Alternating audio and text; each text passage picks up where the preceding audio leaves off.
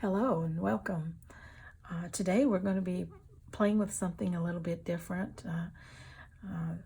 You see that I have a envelope here, one of these window envelopes that we all get in the junk mail and business mail and other kind of things. Now there's a ton of videos out there using this type of envelope. Some artisans, they fold them, they make very intricate pockets and things like that out of them. I wanted to do something just really simple and easy, just using the window element itself, and share that with you. So today, let me tell you what I'm going to do. First of all, let me show you a couple things I have done, and then I'll show you a process that I use. Okay, this is one that I finished. That is paper backed. Okay, so this what I would probably slide as a little card into a pocket. It has some journaling area on the back. It could be glued down, but I would probably use it as a little card. I chose a few things to put behind the window, and I put that on a fabric backing, and then I put the window piece up top of that, the paper under, and took it to my machine and did a double row of stitching around the window just to keep everything down and tight and looking good there. Okay, so it's very secure in there. Now the other one I did is strictly on a fabric backing. It doesn't have paper on the back, and again, it's the same process. I found some fabric that I liked in the back, very textured, very interesting, and then I laid some other little tiny elements, some strings, some little lace, a piece of woven fabric that had a little tassel on it that looked really cute. So I put that under there and auditioned it, and I liked it. So what I would probably do with this now is I would probably add this to a card of some kind that I wanted. Wouldn't that make a pretty embellishment to a card? Then the card's attached to your pocket, and that's attached to your junk journal page. You could attach it on three sides and have a pocket here and then a pocket underneath this also. However you wanted to do it. The thing is just to get the decorative element made and decide what you want to do with it after that. Okay, now let me show you the process that I would do to do this. First of all, like I said, I don't want to use the whole envelope. I don't want a very involved project. So I'm just going to cut out the envelope. I'm trying to get the same spacing and cut out the envelope to use the window the way that I want to use it. And so just cut that carefully. Turn it and try to cut about the same width on this end. It doesn't have to be exact. So then we can just throw this away.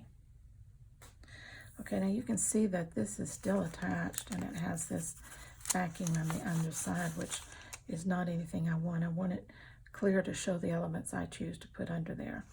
So to do that, then I have to skim cut just a smidgen off the edge so that I can open it up.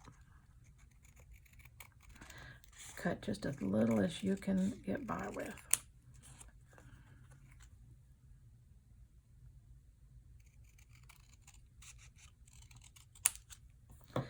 Okay, I'd call that a skim cut, wouldn't you? Looks like a smidgen to me. Well, so smidgeny I can't even pick it up. There you go. Just skim that off the edge. What that does is that opens up that window element. I toss that. So now I have my window. And so now I can audition things under this window. So how I would probably do this is choose a piece of fabric, and I got one here ready. I really love the colors on this. And I'm thinking that when I get through with this, I'm going to simply pink an edge around, and that all that will be basically left of this fabric is this little bit of edging that I leave around the outside. But for now, I'm just gonna decide how I want to do it. I definitely want this textured look in here, so I'm going to do it about like that. Now, what am I going to put under that? Well, again, you just take elements that you have laying on your desk. Say a little piece of fabric, and I had a little bit of blue here. I thought it would be a nice contrast to that orange. And then I have a little piece of this shiny fabric. Now again, you got to remember that your window isn't very wide. So as you're playing and auditioning these fabrics, try to keep the size of your window in mind, okay? So I'm doing pretty good. I'm getting a little bit of each of those fabrics in there. Now, I have to decide what I'm going to put on that. And I was thinking that I had this little dried flower. Looks very old. And I thought, well, I could get most of that in that window if I just laid it like that. So I'm going to addition that. And yes, it fits in there quite well. Now the whole leaf isn't in there, but that's okay. You don't have to have everything. And so that's where I would leave that. I'd say, okay, I'm going to work with this. Now, this one, I'm not going to put a paper backing on the back. I'm just going to leave the fabric, just like I did this one here. Just left it on the fabric backing. And so what I would do at this point, it's ready to go to the machine. I would take it over to my sewing machine, and I would sew a double row around it. And then when I got that done, I would take my pinking shears and pink it very close, just leaving that tiny edge of orange fabric around the outside. And when I got through, I'd end up with something like this, okay? But with a different colorization, of course. All right. Now, you can see that this is very white paper. And of course, I'm not going to leave it like that. But I didn't want to go through a very labor-intensive process of dyeing or painting or any of that. I want something I can do quickly when I sit down at my desk. So what I would do with that is what I did with these. Both of these are what I call tinted, a tinted color, because they're not bright and they almost look dyed, but they're not. What they are colored with is old eyeshadow. Okay, I have several palettes of eyeshadows, so I've got greens and yellows and purples and browns and all kinds of shades of color that I can use.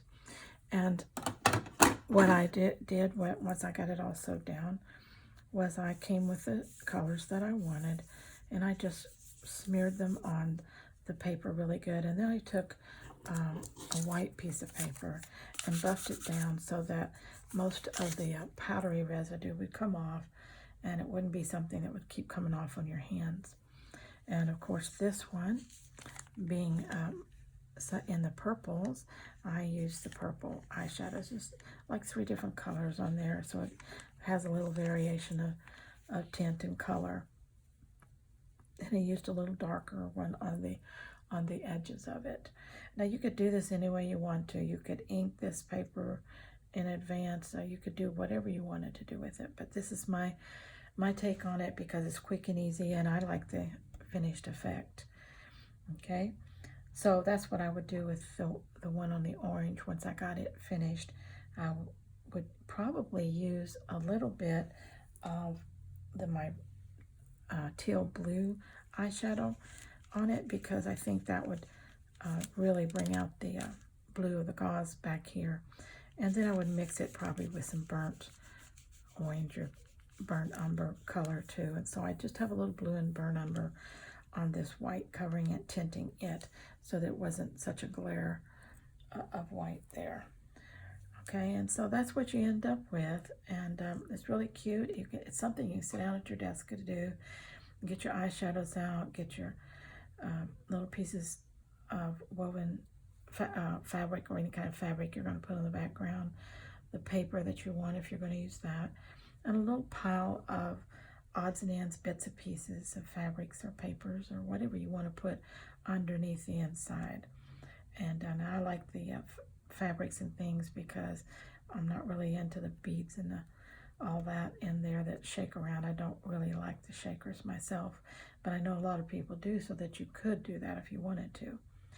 And but you can just put them together, audition them out, design them out, and then take them to the sewing machine and sew them, and bring them back and do your eyeshadow finish, and you're done.